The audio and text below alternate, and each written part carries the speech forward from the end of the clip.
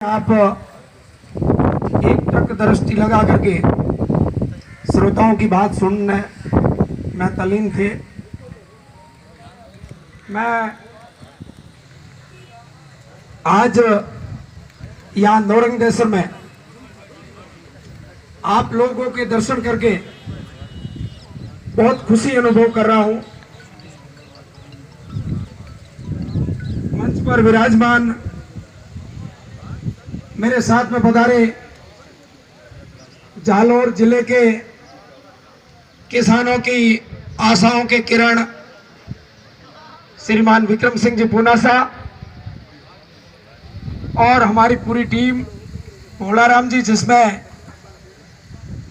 पूरे राजस्थान का जो धरना चला जालौर जिले में, आपने सबसे पहले आप सब लोगों को न्योता दे करके वहां बुलाया। मैं भोलाराम जी का तहे दिल से धन्यवाद अदा करता हूं। बंधुओं,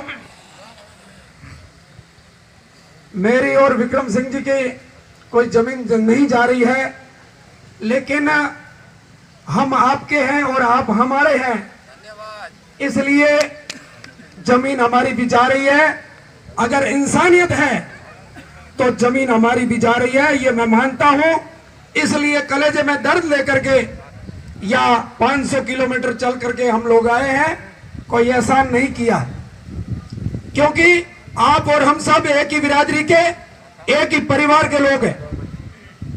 मैं मंच पर विराजमान हमारे भंवर जी, पांचू पंचायत समिति के प्रधान साहब का बार बार धन्यवाद अदा करना मैं वहां भी नहीं भूलता था, और यहां भी मैं धन्यवाद अदा करना चाहूंगा, क्योंकि राजनीति की जब भी बीमारी लगती है किसी को, तो अपनों को भूल जाते हैं। यह सबसे बड़ी उनकी गलती होती है।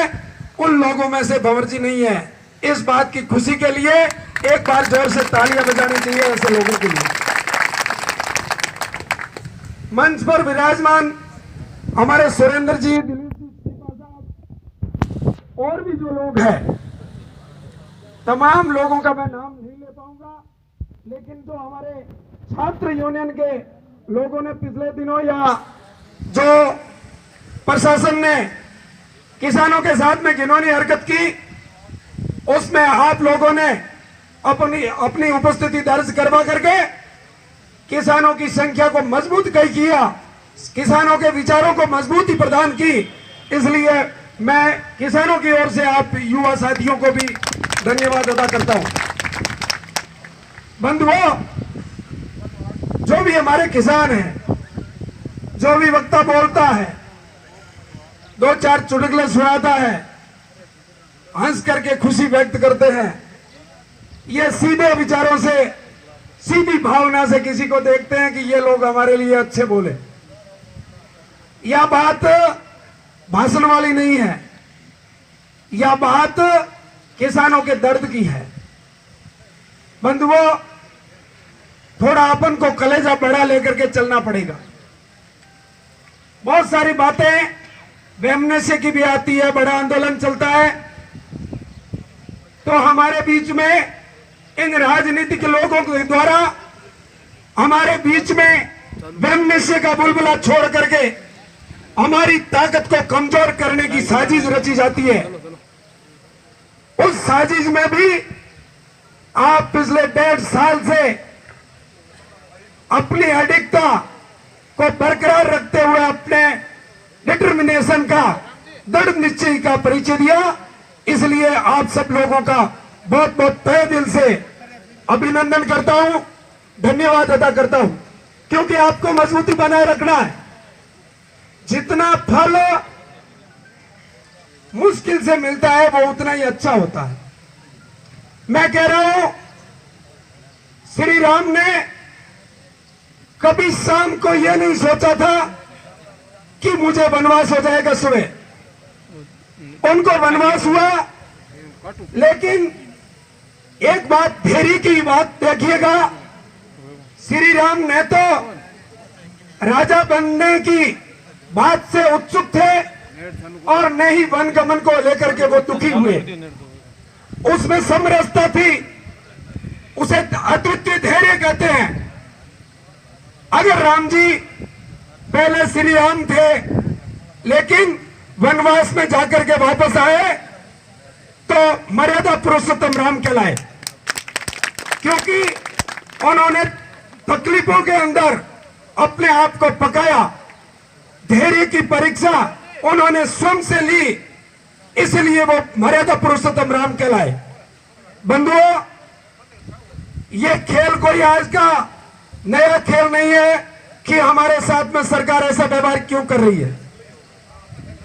कमजोर लोगों को, चाहे वो राजतंत्र हुआ था चाहे लोकतंत्र है, कमजोर लोगों को हमेशा दबाने का काम किया जाता है और उस दबाने की उनकी हरकत को मुंह तोड़ चपचपी जवाब मिला है। हमने अपना हक लेकर के रखा है। बंधुओं, पिछले दिनों वहां हरियाणा से चल करके इस पूरे राजस्थान के संघर्ष को नेतृत्व देने के लिए भाई रमेश जी दलाल साहब आए, तो हमारे वहां के लोगों ने भी कई प्रकार के प्रश्न खड़े किए कि ये हरियाणा से चल करके यहां बिना लाग लपट आ नहीं सकता, बिना लोभ लालच के आ नहीं सकता, और वो भी सुप्रीम कोर्ट का वकील। एक बोल के भी दाम लेता है और वो बिना पैसे आकर के तुम्हारी लड़ाई लड़ता है, इससे बड़ा कोई झूठ नहीं हो सकता। लेकिन मैं कहता हूं, विश्वास रखिएगा, क्योंकि मानवता बिल्कुल मरी नहीं है। अधिकांश लोगों में मर सकती है लेकिन बिल्कुल मरी नहीं है। चाहे 7 साल से चाहे 10 साल से भी बरसात होती है, कभी जमीन में पड़ा बीज कमजोर नहीं होता, वो 10 साल से भी बरसात होने के बाद में उगता है।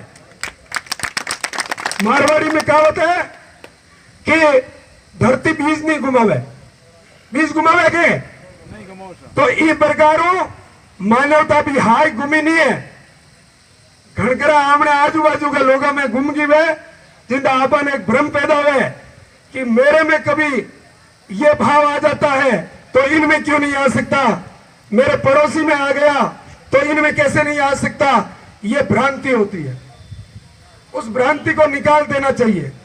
मैं कह रहा हूं, हरियाणा कौन सी दूर की बात है। हमने अमल करके हनुमानगढ़ से चल करके जालौर जिले में उस धरने के अंदर आप लोगों ने उपस्थिति दी तो बार बार धन्यवाद लोग अदा कर रहे थे, लेकिन मैं कहता हूं धन्यवाद अदा करने की जरूरत नहीं है, क्योंकि भारतीय संस्कृति वसुधैव कुटुंबकम की भावना को लेकर के चलती है, यानी कि संपूर्ण पृथ्वी हमारा परिवार है। ऐसी हमारे भारतीय लोगों की जो एक भावना रही है, तो ये हरियाणा और ये हनुमानगढ़ और हमारे जिले के लोग हमारे से अलग नहीं है, ये हमारे परिवार के लोग हैं। और परिवार के लोगों पर जब भी आपत्ति आए और हम एक दूसरे की मदद करने के लिए आगे आए, तो हम कोई उपकार नहीं कर रहे हैं, हमारा फर्ज अदा कर रहे हैं। बंधुओं, मैं कह रहा हूं, ये बात सही है कि हमारे किसान लोग कम पढ़े लिखे होने के कारण जागरूकता को लंबे समय तक बरकरार नहीं रखते, क्योंकि जैसे डॉक्टर के पास जाते हैं, जब पीड़ा होती है घरेलू डॉक्टर से निपट जाती है तो बड़े डॉक्टर को दिखाने की कभी अपन हिम्मत नहीं करते, और जब इंजेक्शन से काम चल जाता है तो हम ऑपरेशन की कभी सोचते नहीं है। ठीक है ना? इसी प्रकार, हाँ, बिल्कुल सही बात कही। मैं आपकी भावनाओं की कदर करता हूं, क्योंकि लंबे समय से आप धैर्य बना करके बैठे हैं। मेरा निवेदन आपसे यही है कि हम न तो कमजोर थे, न कमजोर हैं और न कमजोर रहेंगे। इस बात को आज मान के चलना पड़ेगा। बंधुओं, भगवान जो भी करता है वो बिल्कुल सही करता है। हमें थोड़े समय के लिए भले अटपटा लगे, भले ही उल्टा लगे, यानी कि हमारी रोटी बिल्कुल पकने वाली थी, उस स्थिति के अंदर कोरोना आ गया, आया ना? बहुत उल्टा लगा, कि यार प्रकृति भी हमारा साथ नहीं दे रही है, लेकिन मैं आपको भरोसा दिलाता हूं कि वो भी भगवान करता है, वो अच्छा करता है। क्योंकि जो तथ्य हमारे पास में धरने को शुरू किया, उस समय जितने तथ्य हमारे पास में नहीं थे जीतने के लिए, उससे ज्यादा तथ्य इस लॉकडाउन की छुट्टियों में हमारे दिन रात एक करके रमेश जी दलाल और उसकी पूरी टीम ने तथ्य इकट्ठे किए, जो आपको जीत दिलाने के लिए बहुत पर्याप्त होगा। बंधुओं, दूसरा फायदा मैं बताता हूं, ये आपत्ति नहीं आती तो जालोर जिले के बागोड़ा तहसील से चलकर हम लोग यहां नहीं आते आपके बीच में, और आप लोग चल करके वहां नहीं आते। हमारे एक दूसरे का परिचय करवाने में यूं ही मर जाते एक दिन और अपना परिचय बाकी रह जाता।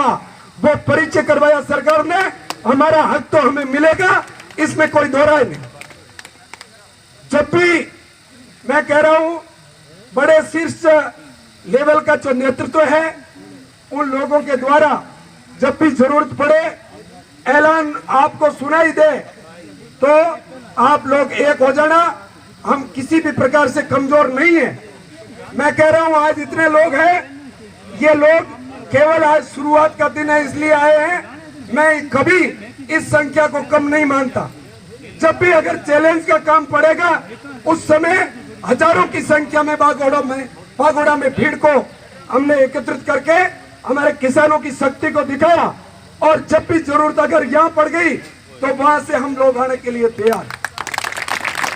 बंधुओं, कभी भी हम न तो कमजोर थे, न है और न रहेंगे। इसी बात के लिए मैं आप लोगों से निवेदन करने आया हूं, क्योंकि मैं पिछले 10 साल से, मैं और विक्रम सिंह जी राजस्थान किसान संघर्ष समिति के नाम से एक संगठन चलाते हैं। निस्वार्थ भाव से वो संगठन काम कर रहा है। जब भी किसानों की बात करें, यानी कि बिजली के बिल के अंदर एक पीली पट्टी के अंदर बिल के अंदर लिखा हुआ आता है राज्य सरकार द्वारा व्यय राशि, वो मैं कह रहा हूं जालोर जिले के अंदर किसानों की एकता, जो आप लोगों की भावनाओं के साथ में, वह एकता के मार्फत वो गजट में चढ़ी हुई चीज राज्य सरकार को मजबूर किया गया, और अपनी सब्सिडी के तौर पर किसानों को आज दिन तक देने के लिए वो सरकार मजबूर हुई। इसी प्रकार बहुत सारे उदाहरण हैं। अपन सब 7 लोग हैं, 7 की लड़ाई लड़ रहे हैं, और मौका और भी मिलेगा आपको, हम बात शेयर करेंगे हमारे अनुभव की। आप लोगों का अनुभव हमें बताइए, क्योंकि देश काल और परिस्थिति के अनुसार हमारी समस्याएं बदलती है, समस्याओं को हल करने का तरीका बदल सकता है, लेकिन किसान आप भी है, किसान हम भी है, पूरा हमारा एक परिवार है, एकजुट रहेगा। चाहे सरकार किसी की भी हो, चाहे बीजेपी की हो, चाहे कांग्रेस की हो। अभी हमारे कांग्रेस के भाई साहब कह रहे थे आप हमें बुलाना, ये बुलाने वाला विषय नहीं है। आपके मन में दया उमड़ जाए, किसान कहीं दुखी बैठा देखें तो आप टपक जाइए, आपका किसान स्वागत करेंगे। क्या बुलाने की आवश्यकता है भाई साहब? मैं कह रहा हूं, आपको बनाने वाली पार्टी नहीं है। आपको जो भी बनाते हैं तो यहां से किसान की जाजम से तुम बन करके सरकार तक जाते हो, चाहे वो बीजेपी का व्यक्ति है और चाहे वो कांग्रेस का व्यक्ति है। ये बनाने वाले आपके भाग्य के, राजनीति के भाग्य के विधाता या जाजम पर बैठे हैं, इनका आप सम्मान कीजिएगा। बड़ा दुर्भाग्य है कि हमारा नेता किसान बनकर के वोट लेने आते हैं हमारे बीच में। मैंने आज एक पेपर की कटिंग देखी, महाराष्ट्र के अंदर बीजेपी का एक सांसद है, संजय लाहौरा है, कुछ है ऐसा कुछ है, उनका क्या वक्तव्य आया कि किसान आत्महत्या कर रहा है। वो क्या बोल रहा है, किसान मर रहा है तो मरने दो, किसान मर रहा है तो मरने दो, हम कहां सरकार वाले लोग उनका ध्यान रखेंगे। देखिए, वो भी कहते हैं कि हम किसान के बेटे हैं और आप हमारा साथ दीजिएगा। मैं कह रहा हूं, लोकतंत्र हमारा है, हम सबका है। लोकतंत्र के विश्वास रखने वाले आप लोग अपनी जिसको इच्छा है, जैसा जिस किसी को भी चुनिएगा, लेकिन चुनने के बाद उस व्यक्ति को पढ़ा करके हमारे हित में निर्णय लेने के लिए भी मजबूर करने की ताकत भी आपके पास है। इन्हीं उम्मीद और आशाओं के साथ भगवानाराम बिश्नोई जालोर से हूँ और राजस्थान किसान संघर्ष समिति में जिला उपाध्यक्ष के दायित्व को निभा रहा हूँ। बोलने में कोई भी गलती आपको लगी हो तो माफ करना। जय हिंद, जय भारत, धन्यवाद।